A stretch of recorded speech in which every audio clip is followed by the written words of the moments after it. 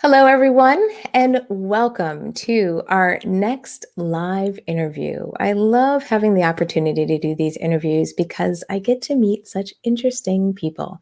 And our guest today, Andy, not only has a great story to share, but also what I'm excited about is hearing not only his journey as he's decided to start his wonderful business, Compassion Co., but really hear kind of the story behind it. What was the driving forces, and also how he has been pivoting. As always, we love to talk about how times have changed the way we have done things, whether it's the way we've lived our lives, way we have managed our businesses, or a little bit in between. So hopefully we're going to spend some time today talking about not only the journey, but how Andy has been really making some amazing changes and refocusing, shifting, and bouncing back in these uncertain times that all of us are navigating through. So I'm really excited to welcome our guest today, Andy. Welcome to our session. Thank you for having me. It's so nice to talk to another human being. I know it's a really kind of an interesting day now where, we're still we're so pulled apart that sometimes it's hard to meet new people or reconnect with people. I mean, even before our session today, we realized that we had met potentially years ago in New York. And it's so nice to be able to use these tools like this, like going live and interviews, so that we can talk to each other and kind of check in, see how each other's doing, and also share our stories. So I'm really glad that we're able to do that. So let's talk a little bit about your background. Let's introduce you to our audience if they don't already know and love you. So let's give them a little bit of background. How long have you been vegan? And maybe share a little bit about your vegan journey.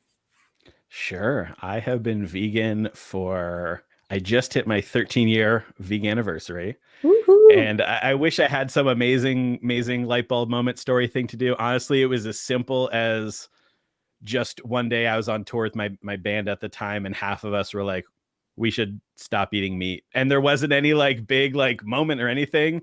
And we just did. and then a few months later, we toured with a band that was vegan. And I was like, they make it look pretty easy. So I'm just gonna do that now. It wasn't some huge moment, but it was funny because it just did it and never looked back. Oh, I don't think anything's wrong with that. As they say, when you know, you know. And it's Mm-hmm. nice when you say, "Hey, this is right for me," and you make that decision. So I think that's a great story as well, because it shows that you made the decision and you stuck to it. You made the decision. Absolutely. You start connecting with other vegans, and that's important. That's big as we all navigate life. So I think that's great. Now you sprinkled in the idea of the band. I have to ask. Give us maybe a little bit of background. Do you still perform? Do you sing? Do you play instrument? I'm nosy. Sorry. Sadly, I have not performed in quite some time. But this band that I was in started in high school, and it persisted all the way through college, and it really kind of laid the groundwork for the type of lifestyle that I live now, which is largely on the road. But yeah, I was the lead front man. I wouldn't call it singing exactly. I was more screaming and jumping around, but just having a good time. And so that was the thing that I thought I was going to do with my life full time for a very long time, until, of course, things change and evolve and people's interests change. But I spent a long time, touring full time and all over the U.S., Canada, the U.K. So that was like my entrance into veganism, and radical politics also came from that, as well as just a love of traveling. Nice. So you have a love for travel. I'm also hearing, obviously, there's a creative spirit in you as well, being able to perform and so forth. So, from that background, what made you start Compassion Co? What was the driving force? What was, maybe give us some of that history on why you started your business. So I was vegan for a few years at the time, and I was simply just looking for clothing that was message wear that I could, wear for myself to kind of promote that message, to insert a little bit of activism into my everyday life. And unfortunately, at the time, there just wasn't anyone making the clothing designs that spoke to me personally. Like right now, there's actually a ton of really great vegan clothing brands out there. And back then, which was 9 years ago, Wow. there was only a few people doing it, and most of them, it didn't really speak to me. And I had a very specific aesthetic in mind, and I had a very specific messaging style in mind that was like fun, maybe a little bit snarky. And a lot of what was out there was either too soft for me, like too just kind of like I heart tofu, or on the other end of the spectrum, very aggressive. Like I remember seeing a shirt that said like, you can't eat meat with a broken jaw. And I'm like, ooh, that, not for me, not for me. It's a clear That, to me, message. in my mind, that doesn't start a productive conversation. Maybe it does, who knows? But so I had friends just by virtue of the band. I was the guy in the band that did all the other stuff, the tour booking, the merch ordering, all of that. So I had friends who were artists. I had a friend that would do the screen printing. And so I already had most of the infrastructure already in place just by virtue of living this life for so long. And I just had to figure out how to do it as a legitimate business. Like as a band, you're not really paying taxes on every shirt you sell. So I had to do that. I had to like take a hopefully we're past that statute of limitations, but I had to like actually go and take classes, Chamber of Commerce, and like figure all that stuff out. But yeah, that's the background. Was simply there was something I wanted and it didn't exist, so I just sort of made it happen. And the other thing was that a lot of the shirts I was seeing were made in sweatshops using not quite so eco-friendly materials, and I just felt like as vegans we have to do better than that and extend that ethic, the vegan ethic, throughout the entire chain of production. So from the start, everything I did was sweatshop free and USA made. I used organic or recycled materials. I used water-based inks because I just felt like if I'm going to produce something, I might as well produce it to the highest possible standards that I can muster up. Perfect. I think that's really important is, bringing those standards into our businesses. I think that's one of the things a lot of times people say, like when they think of a vegan business, they always think of like a food-based business. But to me, it's really what makes a vegan business unique is that as vegans, we bring a lot of those things that we're passionate about, the things that we care about. So the things that you were talking about, we're bringing in those standards into our business, and we make sure that those standards drive not only the experience for our customers, but the impact of our business, that we're not buying products that are continuing a cycle that we don't want to contribute to. So I'm really happy to hear that you were doing that and commend you for doing that, especially 9 years ago when it might not have been as in vogue as it is today. So let's, I guess, hit the fast forward button. You've given us a little bit of background on starting the business and kind of learning and getting it going. But talk to us about today. Let's talk about 2020. Let's talk about where you were. Maybe let's do a compare and contrast. Let's talk about where you were in the beginning of the year and then start to bring me towards where you are now. How has life changed, or what's been the contrast? It's been a drastic change. So as the company kind of grew, I quit my day job and was doing Compassion Company full time. And a big part of that was going to veg fests. Mhm. And, at first I would do a little weekend thing here or there. And eventually I was just on the road so much that I started traveling full time. I actually moved into my van, which is just a lifestyle that I absolutely love. And so for the last couple of years, including at the beginning of this year, my lifestyle has been traveling full time. It's been a different veg fest almost every single weekend of the year. And that had really become a main part of my business strategy.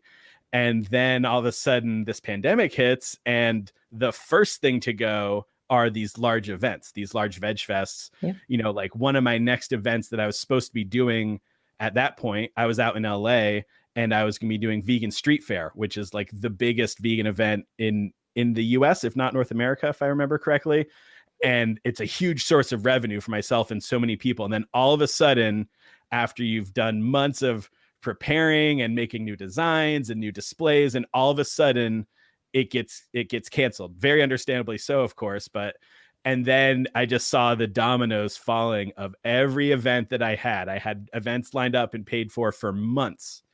And all of a sudden, in my head, I'm like, I know I'm going to make this much this weekend and that much that weekend, and I can plan for all these things. All of a sudden, all of that is gone. The rug is pulled out from underneath.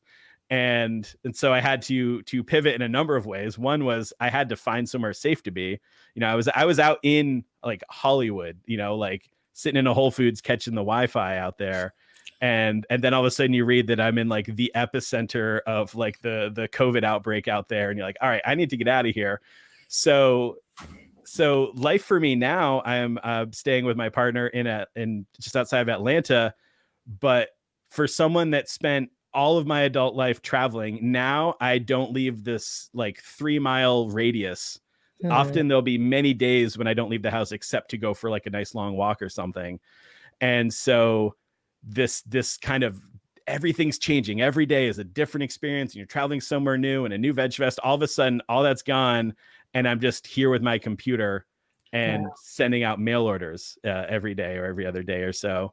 How has that adjustment been, like, emotionally? Because I think we forget sometimes how much, as business owners, we're like, we forge ahead, we make it happen, we make it work. But there's that emotional side we have to deal with sometimes. And how did that feel when you kind of felt like you had the world in front of you and now you're like in a shoebox kind of feel, if I can describe it that way? Sure. I mean, so some of the things that I miss when I'm on the road are constant like human companionship, being able to cook in like a nice big kitchen, certain stabilities. So some part of that I am really relishing and loving that ability to just kind of chill out and reconnect with like a love of cooking and all of that.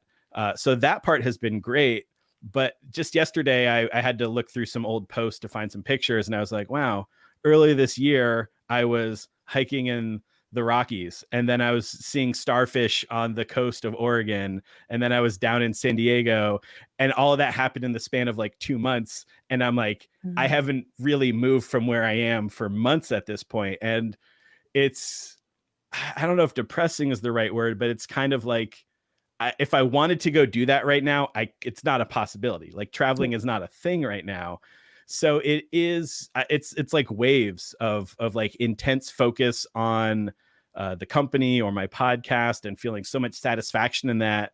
And then kind of those waves of despair. That's like, this isn't just us kind of waiting out a couple of months. This might be the rest of our lives or a couple of years before big events come back. And you start thinking, should I be training for a whole new path, or should I keep sticking it out and trying to innovate? So all of those things like are going through my mind mentally, like every day. It's just like waves every day. How do you manage that? Are you like a big yoga person, or you do take a walk? Like, how do you manage? Because I know for a lot of us, we do keep it in our head. So how do you get it out? So a walk, an hour-long walk every day, at least, if not two, is like a crucial part of my routine every day. If only to catch up on like podcasts I want to listen to, but just like to have a time when I am not in front of a computer, I'm not on my phone, and I can just sort of like think about things and get that exercise that my body needs. That is 100% a huge part of coping with that. And I also recently picked back up gratitude journaling. That's something that I found has like been really helpful, and just sort of kind of reframes how you're thinking about things, and you start to think about things in positive ways instead of negative ways. So I would say those are the biggest things that I do just for self-care. Then also just communicating with loved ones and checking in with people is a big part of that as well. Perfect. And, I appreciate you indulging me with this side of questioning. I know we spend so much time on the business side, but I love when we talk about, who we are as business owners, as business leaders, how we get through these things. Because for a lot of people, they're struggling as well. Or a lot of people who watch these series and our podcast, they're struggling mentally about how much their life has changed. I just want to do a quick shout out. We had a couple of people say hello. We had Himanshu said hello to us, so just wanted to say hello back. Rachel said starting a business is hard, gave you a big congrats, so just wanted to make sure you saw that hug that was being sent over your way. And then while we were kind of just talking, it's coming in as LinkedIn user, but I think that's okay. Someone was giving you a little bit of awesome, and thanks for sharing. So it's always good when, as we're doing these live, I love to really acknowledge everyone who's been contributing, but also I think it's nice to see how many people are really resonating with your story. So let's talk a little bit about the business. Let's talk about the shifts that you made. Let's talk about what you had to do differently, and kind of if you were doing Veg Fest, what shift or changes did you make in your business to kind of keep your business afloat during these times? So it's as simple as shifting everything online. I've always had an online store, but when I very first started the company, I thought it would be as simple as make some designs, put them online, and people will buy them. And the first night I put them online and I posted on like my Tumblr and Facebook, and I woke up to like 3 sales, and I was like, okay, this is a lot of work. And I think it's only gotten like harder since then. And so originally when Instagram was just sort of the chronological order, it was a real easy way to get sales and connect with your customer base and your friends and fans. And now with the algorithms and all of that, so I've had to I'm currently working on like revamping my online store in general, because now I want it to look like I take as much pride in that as I did my Veg Fest setup, which was something I love to work on. And then also just kind of figuring out how to do online advertising and making sure that I'm not missing days without posting, and things that before I felt like I could just be like, whatever, if I don't post for a week, it's fine. The next Veg Fest is around the corner. And now there isn't that. And then I've also just been working on doing more like special promotions and collaborating with other clothing brands in terms of like advertising and doing shirt swaps, and just like the vegan shirt community, the vegan clothing vendor community. A lot of us are very tight knit, and so we are always kind of figuring out ways to help promote each other. And so now, instead of chatting all together at the Veg Fest, we're all online in Facebook groups and group chats and DMs, and like figuring out, hey, you want to trade a shirt? I'll post it here. We'll do this, and promote each other's sales. So those have been some of the biggest kind of pivots and strategies, is just really trying to maximize how we're making use of our social media, and putting more focus on that than ever before. Now, you mentioned social media and how you're doing things differently. Have you found that you are posting different? Meaning, because of our current environment, not only because everyone is going online, because especially in the US, we have all this politics and all that noise kind of in the social space.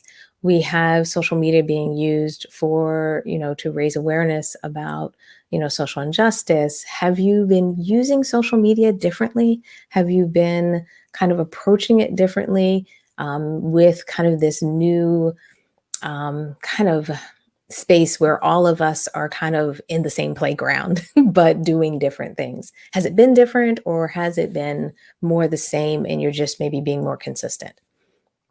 So I think that a lot of the like political aspect of veganism, and I would say veganism is in and of itself political. It's a social justice movement, has been baked into the company from the start, with the things like making sure it's sweatshop free and all of that.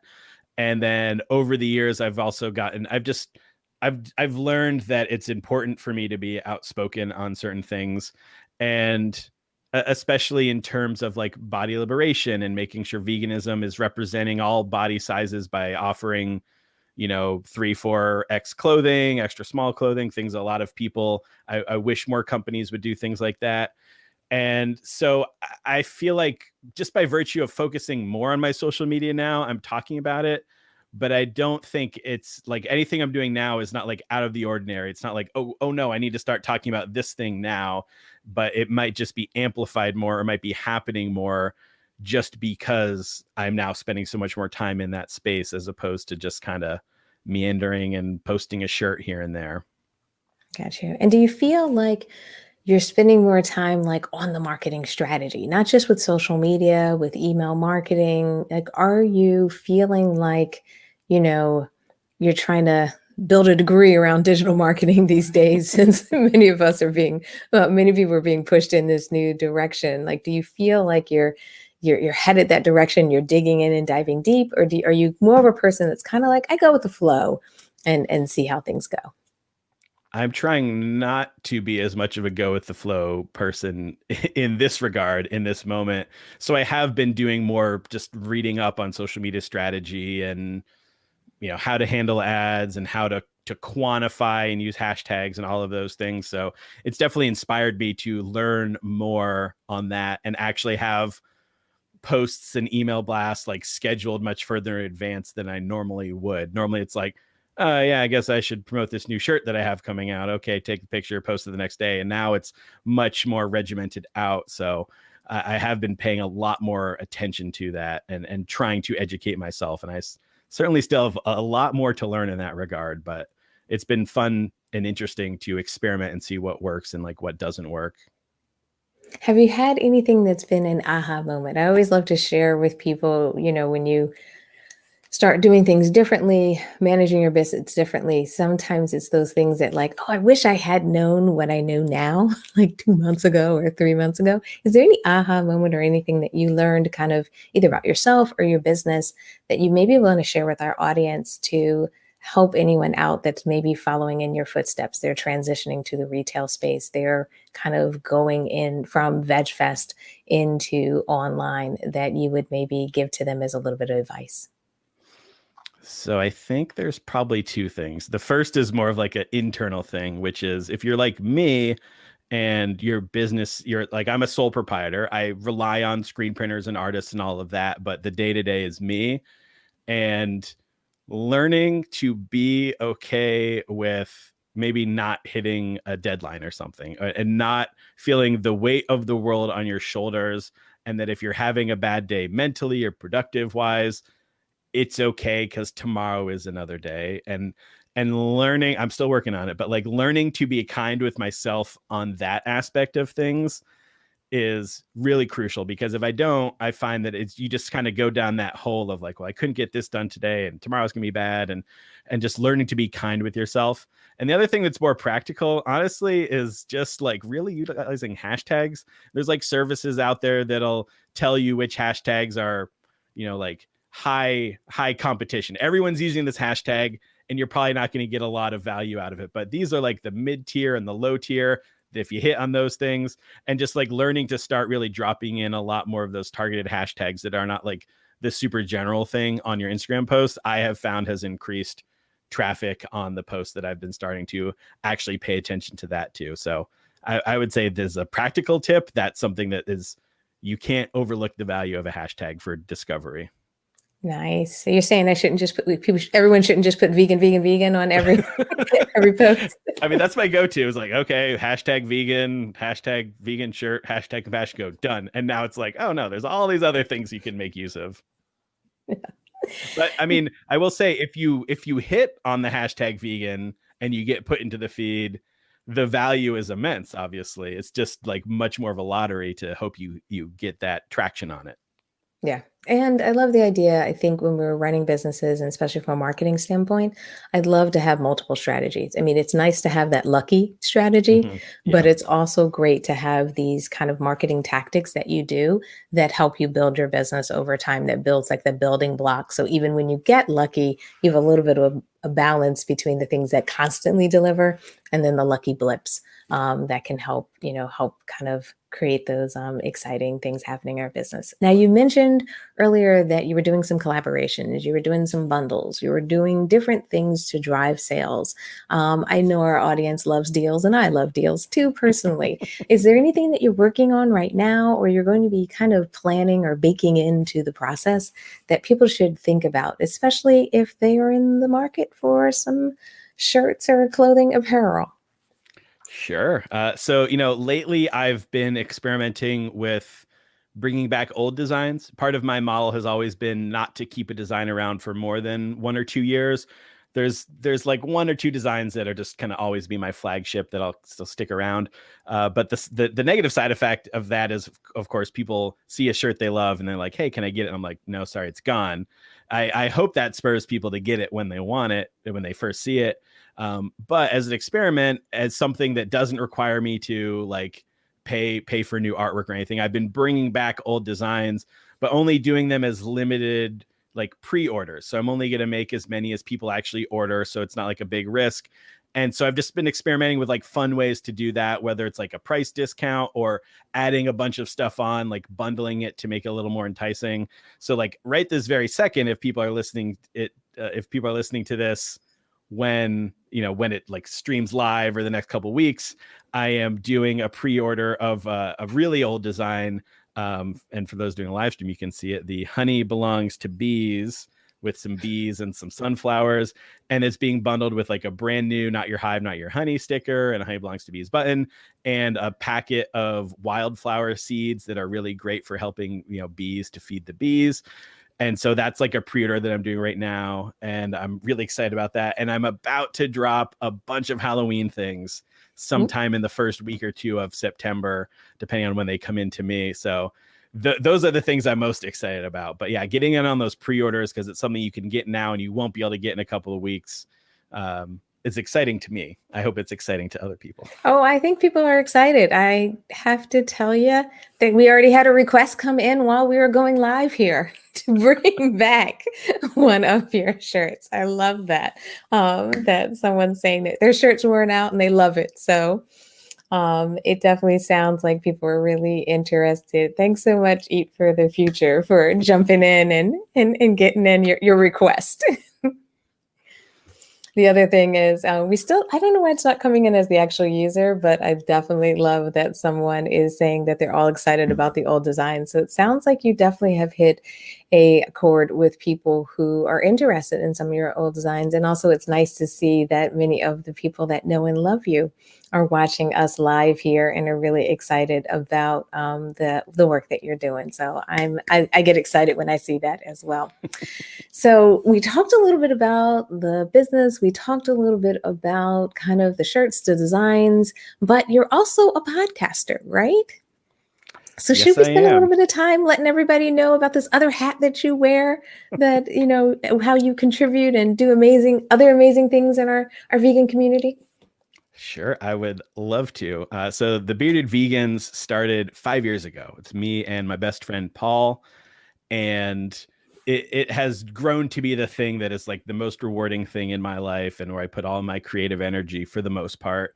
And so we put a new podcast out every single Wednesday. And it's not a place to be like, this is how you go vegan, but it's a place to explore what it means to live a vegan life. And so it's long form conversation between me and Paul. Occasionally we'll bring in some guests and interviews, but it could cover any range of topics. Like one of our biggest kind of like our vegan bread and butter is having discussions about like uncomfortable ethical gray areas within veganism. And a lot of it is like the things that you're having, all the vegans are talking about with each other, which is, how do we feel about, Impossible Foods testing their Impossible Burger on animals? And, does the amount of animals that could potentially save weigh out that harm? And, those types of conversations, things where maybe there isn't a black or white answer. We really love to dive into those things. We'll talk about issues within the vegan community. We'll do like reviews of vegan documentaries and like kind of things that fall in that. So it's not vegan 101, but we hope that it's a place that we can create a sense of community, especially for people that don't have a lot of vegan friends.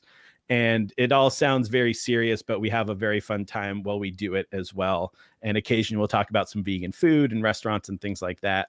So it's been a joy to do for as much as it is very hard work as well. Yes, it's podcasting. We were talking about before the interview how it is definitely hard work, but I am sure the community really appreciates it. And it's nice to have a place, like you were saying, where we can have internal discussions and talk about things that we are wrestling with. We're trying to figure out, how do we move forward or how do we resolve it? And sometimes you have to talk it out to be able to move forward. And it may not mean you have the answers, but just having a space or even hearing other people talk it out, I think it's good therapy for many of us that are out here trying to make it in this traditionally non-vegan world that we're kind of navigating through. So I really appreciate you sharing that, and I appreciate your podcasts as well. So let's give everyone, if they wanted to listen to the podcast, where should they go? Social media wise, website wise? So you can go to thebeardedvegans.com. If you've never like tried to listen to a podcast before, that'll give you the links that'll show you the way. If you are familiar with podcasts, we're on all the major platforms. We're on iTunes, Spotify, Stitcher. We also at thebeardedvegans.com, we'll just have like a streaming thing just right there in the website for you to listen to. And again, it's a new episode every single Wednesday. Because now being 5 years in, we have a lot of episodes. I know that can be very intimidating to a lot of people. And as listeners of podcasts know, they evolve over time. Maybe the first episode isn't the best sound quality, and they haven't figured out what they're doing yet. But we actually we created like a start here playlist where we picked our 4 maybe favorite, but episodes that we think are really good starting places that give people a good idea of the types of conversations they'll get. And so you can go to Spotify, you'll find that playlist there. If you just scroll through the list, you'll see those things. And that's a good way to break in and get an idea of what we're about and see if we're like a good fit for you. Perfect. I love that you're putting those episodes together because, it is hard to kind of manage that backlog. So it's nice to have a place to know, like, start here. Kind of feel. So as we're wrapping up the interview, I just realized we're about 30 minutes in. We're having so much fun here. I always love to ask my guests, anything that you want to share with the audience, anything, especially as many of us are thinking about what is the rest of the year going to look like. Like you mentioned earlier, some of us thought this is just going to be temporary. We just had to ride it out for a couple of weeks, and then we're like, maybe a couple months. And now we're realizing it may be a little bit longer. And for most of us, it looks like it's definitely going to be the full 2020 that we're going to be managing through this. So I don't know if you have any recommendations or any thoughts about how you're going to be approaching the rest of the year, and any advice you may have for others as they're trying to navigate the rest of kind of 2020. That is a big question. I think for me, what I think that we all need to be thinking about is not looking for heroes, not looking for saviors, and realizing that like we are all the ones that are going to get ourselves through this. And so figuring out the ways that we can create community, that we can create a collective sense of care for each other. I think, like, honestly, that's going to be the way forward, regardless of who's president, regardless of who our representatives are. Like, the change happens on the ground, and that's true for veganism as well as any social justice movement, as well as any sense of community and like community care versus self-care. All of that's coming from us. And so figuring out ways we can connect with each other. I think that in the long term, that's what gets us through this pandemic, through the next pandemic, and all the horrible stuff that is going on right now. Perfect. Well, thank you so much. And if people want to connect with you, or I don't think we gave them the website for CompassionCo and also the social media handles. Do you want to just give everyone that really quick, just in case they want to get in touch with you, or they want to, look at maybe a couple of shirts that they want to recommend to a family or friend for the holiday season, because I know that's going to be coming up soon too. Let's maybe give them at least the link so they can check it out. Sure. It's nice and simple. It's just CompassionCo.com. So just CompassionCo.com. And it's CompassionCo on Instagram, Facebook, Twitter, which I barely use. And the Bearded Vegans are also on Facebook and Instagram as well, just at the Bearded Vegans. Perfect. Anything else final you want to share with our audience as we wrap up today?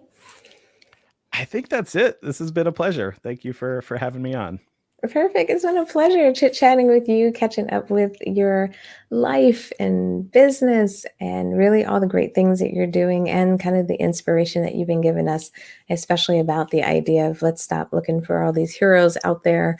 Let's make sure that we are really part of that movement, and we are the ones driving that change. So I love hearing a little bit of that inspiration, and also keeping a little bit of that in my subconscious when I'm having one of those bad days, because I definitely feel like it's so important to remember our power and remember what we can do. So thank you so much for joining me today. Thanks for taking the time. Thank you everyone who watched us live. We love the comments. We love when you guys are participating, and gals. So I really, really want to say thank you from the bottom of my heart.